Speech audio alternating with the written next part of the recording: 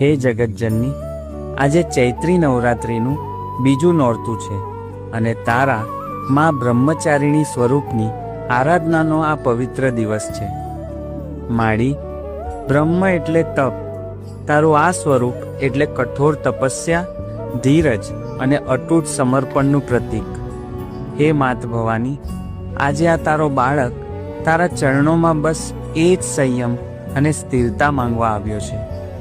આજના આ ભ્રમિત કરી દેવાવાળા સમયમાં જ્યારે ચારે બાજુ લોકોનું મન બહુ જલ્દી વિચલિત થઈ જાય છે, ત્યારે મારે તારી પાસે એક ખાસ વરદાન માંગવું છે. માળી, જે યુવાનો અને વિદ્યાર્થીઓ પોતાના લક્ષ્યથી ભટકી રહ્યા છે, એમના મનને તું સ્થિર કરજે.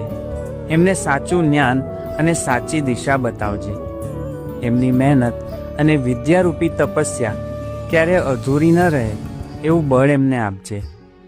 અને હે માવતર, અમે સામાન્ય માણસો કદાચ જંગલમાં જઈને મોટા મોટા તપ તો નથી કરી શકતા, પણ આ સંસારમાં રહીને કોઈનું પણ ખરાબ કર્યા વિના અમારું સાચું કર્મ કરતા રહીએ, બસ એ જ અમારી તપસ્યા છે. તારી પાસે બે હાથ જોડીને એટલી જ માંગણી છે માળી, કે ગમે તેવી કપરી પરીક્ષા આવે પણ તારા પરનો અને મારા દ્વારકાધીશ પરનો અમારો વિશ્વાસ ક્યારે ડગમગવા ન દેતી. અમારા હૃદયમાં તમારા નામની અને સાચી ભક્તિની આ જપમાળા કાયમ ફરતી રહે એવા આશીર્વાદ આપજે. જય મા બ્રહ્મચારિણી, જય દ્વારકાધીશ.